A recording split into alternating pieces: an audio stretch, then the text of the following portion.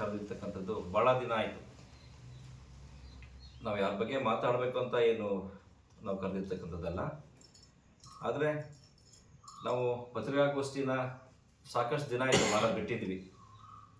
ಯಾಕೆ ಮಾಡೋದು ಬಿಟ್ಟಿದ್ವಿ ಅಂತಂದರೆ, ಇರಲಿ ಒಳ್ಳೆ ನಡ್ಕೊಂಡು ಹೋಗ್ತಾ ಇದೆ, ಹೀಗೆ ಇರಲಿ, ಚೆನ್ನಾಗಿದೆ ಅಂತ. ಆದರೆ ಕೆಲವೊಬ್ಬರು ಈ ಭಾಗದಲ್ಲಿ ಇರ್ತಕ್ಕಂಥ ಮುಖಂಡರು, ನಾನು ಸಾಕಷ್ಟು ಸತಿ ಹೇಳಿದ್ದೀನಿ, ತಮ್ಮ ಇರುವಿಕೆಯನ್ನು ತೋರಿಸ್ಕೊಳ್ಳೋದಕ್ಕೆ ಒಂದಿಷ್ಟು ಪತ್ರಿಕೆ ಮಾಧ್ಯಮದವರ ಮುಂದೆ ಬಂದ್ಬಿಟ್ಟು ತಮ್ಮ ರಾಜಕಾರಣವನ್ನು ಮಾಡೋದು. ನಾನು ಅವರಿಗೆ ನೇರವಾಗಿ ಹೇಳಕ್ಕೆ ಇಷ್ಟಪಡ್ತೀನಿ, ಜನಗಳ ಮುಂದೆ ಹೋಗಿ, ಜನಗಳ ಸಮಸ್ಯೆಗಳ ಮುಂದೆ ಹೋಗಿ ರಾಜಕಾರಣವನ್ನು ಮಾಡಿ. ನೀವು ಮಾಧ್ಯಮದವ್ರ ಮುಂದೆ ಹೋಗ್ಬಿಟ್ಟು ನೀವು ಮಾತಾಡಿದ ತಕ್ಷಣ, ಶಾಸಕರಿಗೆ ಬೈದ ತಕ್ಷಣ, ದೊಡ್ಡವರಿಗೆ ಬೈದ ತಕ್ಷಣ ನೀವು ದೊಡ್ಡ ಮುಖಂಡ ಆಗ್ತೀನಿ, ನಾನು ದೊಡ್ಡವನಾಗ್ತೀನಿ ಅಂತಕ್ಕಂಥದ್ದು ನಿಮ್ಮ ಭ್ರಮೆ. ಯಾಕೆ ಈ ಮಾತನ್ನು ಹೇಳ್ತೀನಿ ಅಂತಂದರೆ, ಈ ಹಿಂದೆ ಪತ್ರಿಕಾಗೋಷ್ಠಿ ಮಾಡಿದಾಗ, ಮೊನ್ನೆ ಮಾಡಿದ್ರು, ಅದು ಹಿಂದೆ ಮಾಡಿದಾಗ ಸಾಗರದ ಮಾರಿ ಜಾತ್ರೆ ಬಗ್ಗೆ ಸಾಕಷ್ಟು ಮಾತುಗಳನ್ನು ಅವರ ಮಾಧ್ಯಮಗೋಷ್ಠಿಯಲ್ಲಿ ನೋಡಿದೆ. ಅವ್ರು ಮಾತಾಡಿರ್ತಕ್ಕಂಥ ಮಾತು, ಅಧಿಕಾರಿಗಳನ್ನು ಬಳಸ್ಕೊಂಡು, ಹಾಗೆಯೇ ಶಾಸಕರು ನಿಂತು ವಾಲಂಟ್ರಿ ಆಗಿ ಜಾತ್ರೆಯನ್ನು ಮಾಡಿದ್ರು, ಎಷ್ಟೋ ಮಟ್ಟಿಗೆ ಸರಿ ಹಸ್ತಕ್ಷೇಪ ಮಾಡಿದ್ರು ಅಂತ. ನಾನು ಆ ಒಬ್ಬ ಮುಖಂಡನಿಗೆ ಹೇಳಕ್ಕೆ ಇಷ್ಟಪಡ್ತೀನಿ, ದಯಮಾಡಿ ಒಬ್ಬ ಲೀಡರ್ ಆದವನಿಗೆ ಬೇಸಿಕ್ ಸೆನ್ಸ್ ಅಂತ ಇರುತ್ತೆ, ಅದು ಬೇಕು, ಯೋಚನೆಗಳು ಬೇಕು. ನಾನು ಯಾರ ಬಗ್ಗೆ ಮಾತಾಡ್ತೀನಿ, ನಾನು ಏನಕ್ಕೆ ಮಾತಾಡ್ತೀನಿ, ನಾನೇನು ಅನ್ನೋದನ್ನು ಅರ್ಥಕೋಬೇಕು. ಈ ಭಾಗದ ಜನ, ಅನಪುರ ಭಾಗದ ಜನ ಜಿಲ್ಲಾ ಪಂಚಾಯತ್ ಮೆಂಬರ್ ಮಾಡಿದ್ದಾರೆ, ತಾಲೂಕು ಪಂಚಾಯತ್ ಮೆಂಬರ್ನೂ ಕೂಡ ಮಾಡಿದರು. ಹಾಗೆಯೇ ಹೆಜ್ಜೆ ಮುಂದೋಗಿ ಕಾಗೋಡು ಸಾಹೇಬರು KDB ಮೆಂಬರ್ ಮಾಡಿದರು, ಅವ್ರನ್ನ ರಾಜ್ಯದ ಸದಸ್ಯರನ್ನಾಗಿ ಮಾಡಿದರು. ನೀವು ನಿಮ್ಮ ಜವಾಬ್ದಾರಿನ ಯಾವ ಥರದಲ್ಲಿ ತೋರಿಸ್ಬೇಕಿತ್ತು? ಶಾಸಕರ ಬಗ್ಗೆ ಏನು ಮಾತಾಡ್ತೀರಿ? ಶಾಸಕರು ಯಾರು?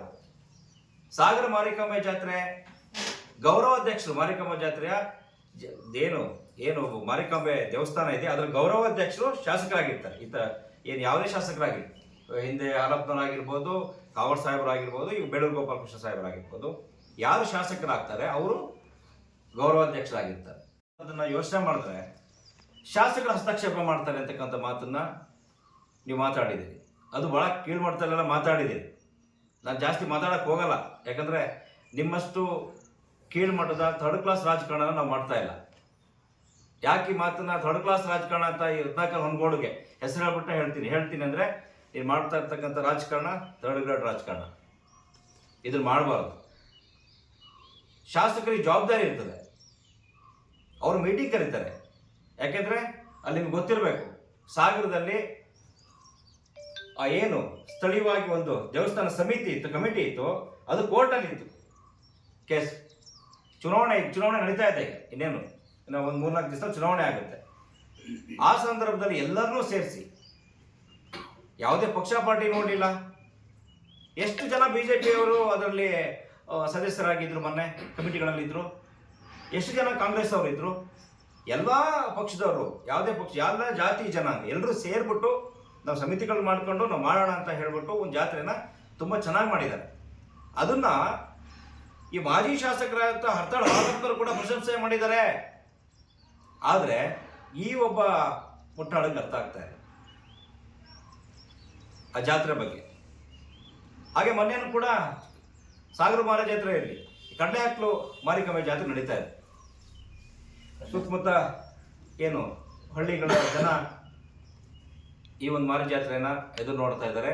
ಚೆನ್ನಾಗಿ ನಡಿಬೇಕು ಅಂತ ಕೂಡ ಎಲ್ಲರೂ ಕೂಡ ಆಶಯ, ಈ ಭಾಗದ ಜನರು, ಮುಖಂಡರುಗಳದ್ದಾಗಲಿ ನಮ್ಮೆಲ್ಲರದ್ದು ಕೂಡ ಆಶಯ.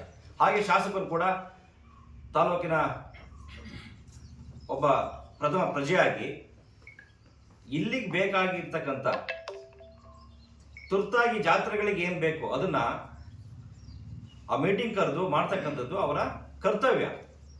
ಅದಕ್ಕೆ ಯಾರು ಕರಿಬೇಕು? ತಾಲೂಕು ಎಕ್ಸಿಕ್ಯೂಟಿವ್ ಆಫೀಸರ್ ಯಾರು? ಇಒ. ನಾನು ಅವ್ರು ಕ್ವಶನ್ ಮಾಡ್ತೀನಿ, ಇಒ ಕರಿಬೇಕಾ ಬೇಡವಾ?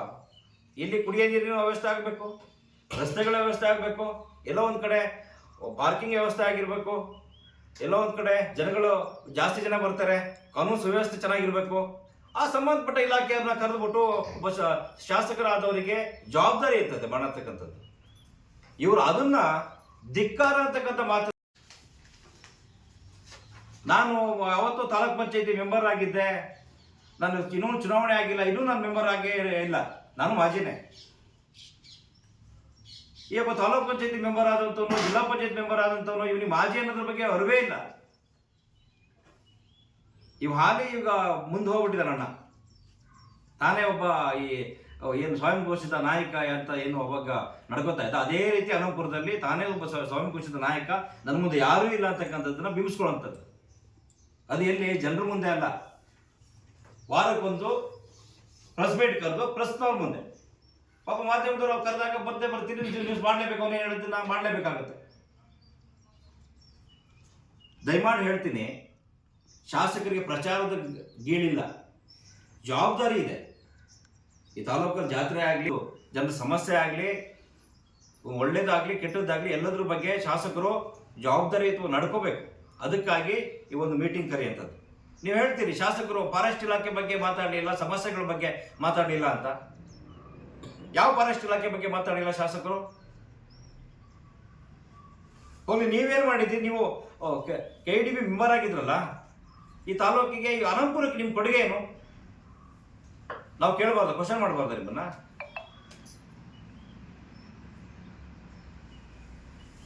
ನಿಮ್ಮ ದುರಾಡಳಿತ, ನಿಮ್ಮ ನಡತೆನ ಇರುವಕ್ಕೆ ಯೂನಿವರ್ಸಿಟಿ ಪ್ರತಿಯೊಂದು ಕಂಬ ಕೂಡ ಹೇಳುತ್ತೆ. ನಿಮ್ಮ ಭ್ರಷ್ಟಾಚಾರ ಬೇಲಿ ಕಂಬ ಇದೆಯಲ್ಲ ಸುತ್ತ, ಬೇಲಿ ಕಂಬ ಒಂದು ಮರದ ಮುಂಡುಗಳು ಸುತ್ತ ನೀನು ಎಂಥವನೋ, ನೀನು ರಾಜಕಾರಣ ಎಂಥದ್ದು, ನೀನು ಎಲ್ಲಿಂದ ಬಂದೆ, ನೀನು ಹೆಂಗೆ ಬಂದೆ ಅನ್ನೋದನ್ನ ಹೇಳ್ತದೆ. ಇಂಥ ತಾಲೂಕಿನ ಜನ ಗೆಲ್ಲಿಸಿ ಕಳಿಸಿದಾಗ ಫಾರೆಸ್ಟ್ ಇಲಾಖೆ ಮೇಲೆ ಹೊಡೆದು ನಾಟಕದ್ದು ಒಳಗೆ ಹೋದಂಥ ವ್ಯಕ್ತಿ ಇವತ್ತು ಶಾಸಕರ ಬಗ್ಗೆ ಮಾತಾಡ್ತಾರೆ. ಹಾಗೆ ಶಾಸಕರು ಮನೆ ಜಾತ್ರೆ ಬಗ್ಗೆ ಮತ್ತೆ ಅವರ ಅಭಿಮಾನಿಗಳು ಅವರ ಏನು ಹುಟ್ಟುಹಬ್ಬಕ್ಕೆ ಫ್ಲೆಕ್ಸ್ ಹಾಕಿದ್ರ ಬಗ್ಗೆ ಸಾಕಷ್ಟು ಮಾತುಗಳನ್ನ ಆಡಿದ್ದಾರೆ. ನಾನು ಮಾತು ಹೇಳ್ತೀನಿ,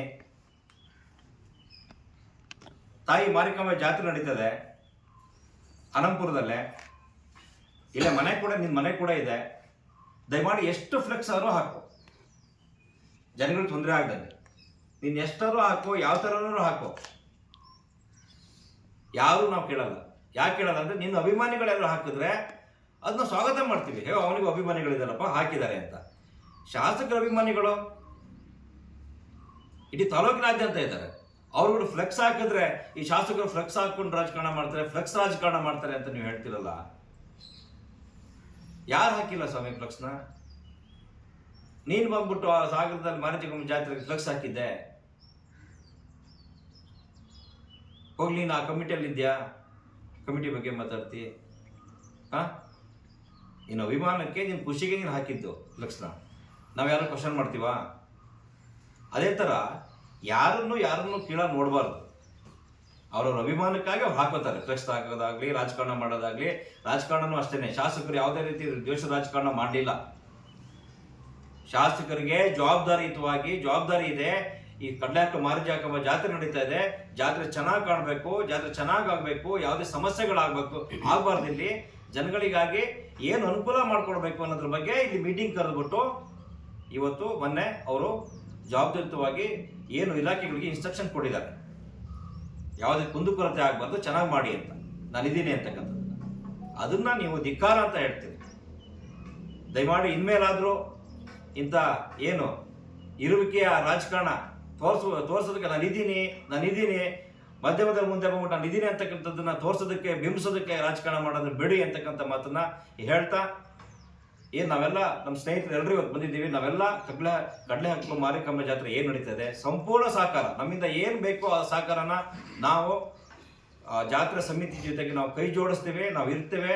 ಈ ಜಾತ್ರೆ ಚಂದ ಕಾಣೋದಕ್ಕೆ ನಮ್ಮ ಪಕ್ಷ ಆಗಲಿ, ನಮ್ಮ ಸ್ಥಳೀಯ ಮುಖಂಡರುಗಳಾಗಲಿ, ನಾವೆಲ್ಲರೂ ಕೂಡ ನಾವಿದ್ದು ಯಾವುದೇ ಇದರಲ್ಲಿ ನಾವು ಜಾತಿ ಕುಲ ಭೇದ ಯಾವುದೂ ಇಲ್ಲ, ಧರ್ಮ ಅಂತ ಯಾವುದೂ ಇಲ್ಲ.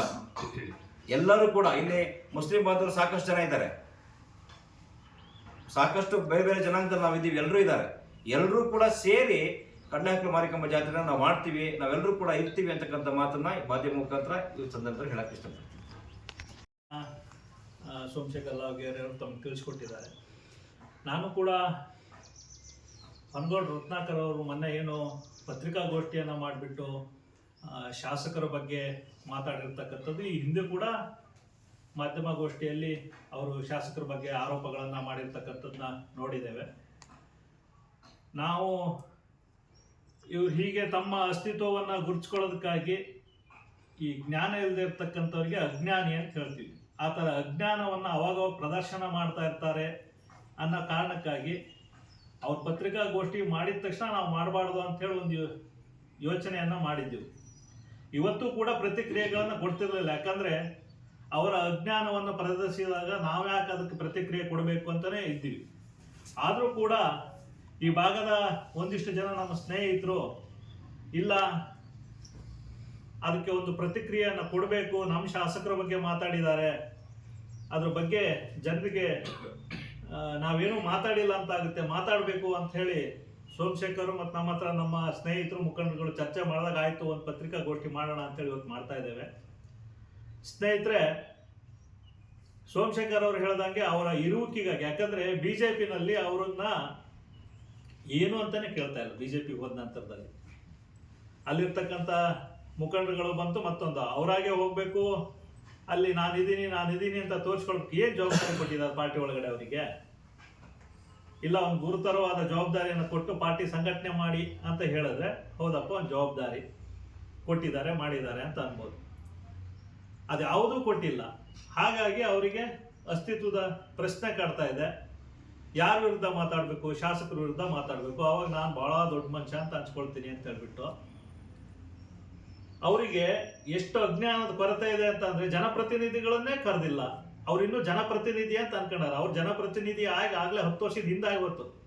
ಅದು ಕೂಡ ರತ್ನಾಕರ್ ಅವರೇ ಈ ಹಿಂದೆ ಹೇಳಿದ್ದೆ, ನೀವು ತಾಲೂಕ್ ಪಂಚಾಯತ್ ಜಿಲ್ಲಾ ಪಂಚಾಯತ್ ಎರಡೂ ಸಂದರ್ಭದ ಜನಪ್ರತಿನಿಧಿ ಆಗಿದ್ದು ಗೋಪಾಲ್ ಕೃಷ್ಣ ಬೇಳೂರ್ ಅವರ ಕೃಪಾ ಕಟಾಕ್ಷ, ಅವ್ರ ಭಿಕ್ಷೆ ಅಂದ್ರೂ ತಪ್ಪಾಗ್ಲಿಕ್ಕಿಲ್ಲ. ಯಾಕಂದ್ರೆ ಅವ್ರ ನಿಮ್ಮ ಗೆಲುವಿನ ಅಂತರವನ್ನು ನೀವು ಒಮ್ಮೆ ನೋಡ್ಕೊಳ್ಳಿ. ಗೋಪಾಲ್ ಕೃಷ್ಣ ಅವರು ಎಂಥ ಸಂದರ್ಭದಲ್ಲಿ ಸಹಾಯ ಮಾಡಿದ್ರು ಅಂತಕ್ಕಂಥದ್ದನ್ನು ಕೂಡ ಯೋಚನೆ ಮಾಡಿ. ಅವರ ಒಂದು ಕೃಪಾ ಕಟಾಕ್ಷದಿಂದ ಜನಪ್ರತಿನಿಧಿಯಾಗಿ, ಅದು 10 ವರ್ಷದ ಹಿಂದೆ. ಇನ್ನೂ ನೀವು ಜನಪ್ರತಿನಿಧಿ ಅನ್ನೋ ಲೆಕ್ಕದಲ್ಲಿ ಜನಪ್ರತಿನಿಧಿಗಳನ್ನ ಕರೀದೇ ಶಾಸಕರು ಮೀಟಿಂಗ್ ಮಾಡಿದ್ರು ಅಂತ ಹೇಳ್ತಿರಲ್ಲ, ನಿಮಗೆ ಎಷ್ಟು ಅಜ್ಞಾನದ ಕೊರತೆ ಇರ್ಬೋದು ಅಂತಕ್ಕಂಥದ್ದನ್ನ ಈ ಸಂದರ್ಭದಲ್ಲಿ ಹೇಳಬೇಕಾಗತ್ತೆ. ಮಾತೆತ್ತಿರ ಸಾಗರ ಜಾತ್ರೆಗೂ ನಿಂಗೂ ಏನಪ್ಪ ಸಂಬಂಧ? ಸಾಗರ ಜಾತ್ರೆ ಬಗ್ಗೆ ಫ್ಲೆಕ್ಸ್ ಹಾಕೋದು ಬಿಡೋದು ಅದೆಲ್ಲ ಅಭಿಮಾನಿಗಳು ಹಾಕ್ತಾರೆ. ಅಭಿಮಾನಿಗಳಿದ್ದವರು ಫ್ಲೆಕ್ಸ್ ಹಾಕ್ತಾರೆ, ಅಭಿಮಾನಿಗಳಿಲ್ಲ, ನಿಮ್ದಿಲ್ಲ, ನಿಮ್ಮ ನಾಯಕರ ಹಾಲಪ್ಪನವ್ರದಾಗಲಿ ಯಾರ್ದಾಗಲಿ ಫ್ಲೆಕ್ಸ್ ಇಲ್ಲ ಅಂತ ಅನ್ಕೊಳ್ತೀವಿ. ನೀನು ಅಲ್ಲಿ ಸಾಗರದಲ್ಲಿ ಒಂದು 7-8 ಫ್ಲೆಕ್ಸ್ ಹಾಕ್ಸಿದ್ದೀವಿ, ನಾವು ಅದ್ರ ಬಗ್ಗೆ ಏನಾದ್ರು ಮಾತಾಡಿದೀವ ಅಥವಾ ನಿನ್ನ ಫ್ಲೆಕ್ಸ್ ಏನಾದ್ರು ತೆಗ್ಸಿದೀವ? ಆ ಥರದ್ದು ಯಾವುದಿಲ್ಲ. ದೇವರು ಊರ್ ಜಾತ್ರೆ ಅಂತ ಅಂದಾಗ ಪಕ್ಷಾತೀತವಾಗಿ ಜಾತ್ಯಾತೀತವಾಗಿ ಯಾರು ಏನ್ ಬೇಕಾದ್ರೂ ಮಾಡ್ಕೊಳ್ಬಹುದು. ಸಾಗರದಲ್ಲಿ ಶಾಸಕರು ವ್ಯವಸ್ಥಿತವಾಗಿ ರಾಜ್ಯದಲ್ಲೇ ಹೆಸರು ಬರುವಂತ ಒಂದು ಐತಿಹಾಸಿಕವಾದಂತ ಜಾತ್ರೆ, ಇಡೀ ರಾಜ್ಯ ಮೆಚ್ಚುವಂತ ಜಾತ್ರೆ ಸಿರ್ಸಿ ಮತ್ತೆ ಸಾಗರ ಮಾರಿಕಾಂಬಾ ಜಾತ್ರೆ. ಅದನ್ನ ವ್ಯವಸ್ಥಿತವಾಗಿ ನಡೆಸಬೇಕೋ ಬೇಡವೋ? ಈ ಬಾರಿ ಕಮಿಟಿ ಕೂಡ ಪೂರ್ಣ ಪ್ರಮಾಣದಲ್ಲಿ ಇರಲಿಲ್ಲ, ಚುನಾವಣೆ ಅಂತಿತ್ತು. ಅಲ್ಲಿ 4-5 ಗುಂಪುಗಳಾಗಿ ಘರ್ಷಣೆಗಳಾಗುವಂತ ಸಂದರ್ಭ ಇತ್ತು.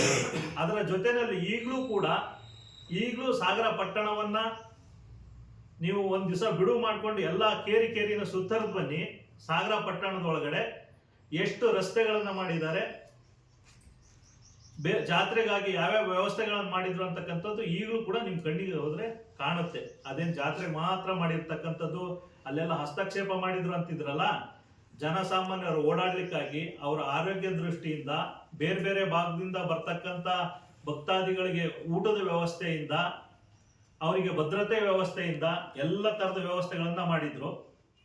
ಮೊನ್ನೆನೂ ಕೂಡ ಅನಂತಪುರದಲ್ಲಿ ಗ್ರಾಮ ಪಂಚಾಯತ್ನಲ್ಲಿ ಸಭೆ ಮಾಡಿರ್ತಕ್ಕಂಥದ್ದು, ಅನಂತಪುರ ಸುತ್ತಮುತ್ತ 10-18 ಹಳ್ಳಿಗಳು ಸೇರಿ ಮಾಡ್ತಕ್ಕಂಥ ದೊಡ್ಡ ಜಾತ್ರೆ. ಸಾಗರ ಹೊರತುಪಡಿಸಿದ್ರೆ ಅನಂತಪುರನೇ ಈ ತಾಲೂಕಲ್ಲಿ ದೊಡ್ಡ ಜಾತ್ರೆ. ಯಾರ್ಯಾರು ಭಕ್ತಾದಿಗಳಿಗೆ ಆರೋಗ್ಯ ಸಮಸ್ಯೆ ಆದ್ರೆ ಆರೋಗ್ಯ ಇಲಾಖೆ ಯಾವ ರೀತಿ ಕ್ರಮ ಕೈಗೊಳ್ಳಬೇಕು, ಕುಡಿಯೋ ನೀರು ಪಾರ್ಕಿಂಗ್ ಇದನ್ನೆಲ್ಲ ಹ್ಯಾಗ್ ಮಾಡಬೇಕು ಅಂತೇಳಿ ಗ್ರಾಮೀಣಾಭಿವೃದ್ಧಿ ಇಲಾಖೆಗೆ ಇವಕ್ಕೆಲ್ಲ ಸೂಚನೆ ಕೊಡಬೇಕು ಆಗಿದ್ದು ಶಾಸಕರ ಕರ್ತವ್ಯ ಮತ್ತೆ ಅಧಿಕಾರ. ಶಾಸಕರು ಈ ಎಲ್ಲ ಸೂಚನೆಗಳನ್ನ ಕೊಡದೆ ಮತ್ತೆ ನಾನು ಅನಂತಪುರದ ಹೀರೋ ಅಂತ ಹೇಳ್ಬಿಟ್ಟು ನೀನ್ ಕೊಡ್ಲಿಕ್ಕೆ ಬರುತ್ತಾ? ಯೋಚನೆ ಮಾಡ್ಬೇಕಲ್ಲ ರತ್ನಾಕರ್ ಅವರೇ. ಇದು ಕೇವಲ ಸಾಗರ ಮತ್ತೆ ಆನಂದಪುರನ ಅಂತ ಅಂದ್ರೆ ಶಾಸಕರು ಈ ಎರಡೇ ಊರಿಗೆ ಗಮನ ಹರಿಸಿದ್ದಲ್ಲ. ಇಲ್ಲೇ ಪಕ್ಕದಲ್ಲಿ ಕಣ್ಣೂರಿನಲ್ಲಿ ಜಾತ್ರೆ ನಡೀತಾ ಇದೆ, ಅಲ್ಲೂ ಹೋಗಿ ನೋಡಿ. ರಥ ಓಡಾಡಬೇಕು ಸುಗಮವಾಗಿ ಅಂತ ಹೇಳಿ ಒಳ್ಳೆ ಕಾಂಕ್ರೀಟ್ ರೋಡ್ ಮಾಡಿಕೊಟ್ಟಿದ್ದಾರೆ. ದೇವಸ್ಥಾನ ಸುತ್ತ ಅಲ್ಲಿಯ ಕಮಿಟಿಯವರು ಕೇಳ್ಕೊಂಡು ಹಾಗೆ ಏನು ಮೂಲಭೂತ ಸೌಕರ್ಯಗಳು ಬೇಕೋ ಅದನ್ನು ಮಾಡಿಕೊಟ್ಟಿದ್ದಾರೆ. ನೀವು ಹಾಗೆ ಕೊರ್ಲಿಕೊಪ್ಪಕ್ಕೆ ಹೋದ್ರೆ ಅಲ್ಲಿ ಜಾತ್ರೆ ಆಯ್ತು ಸ್ವಲ್ಪ ದಿವಸದ ಹಿಂದೆ, ಅಲ್ಲಿ ಹೋಗಿ ನೋಡ್ಕೊ ಬನ್ನಿ. ಅಲ್ಲಿ ಕಮಿಟಿಯವ್ರು ಏನೇನು ಆಗ್ಬೇಕು ಅಂತಂದ್ರು ಆ ಊರಿಗೆ ಬೇಕಾದಂತ ರಸ್ತೆ ಮೂಲಭೂತ ಸೌಕರ್ಯಗಳನ್ನು ಮಾಡಿಕೊಟ್ಟಿದ್ದಾರೆ.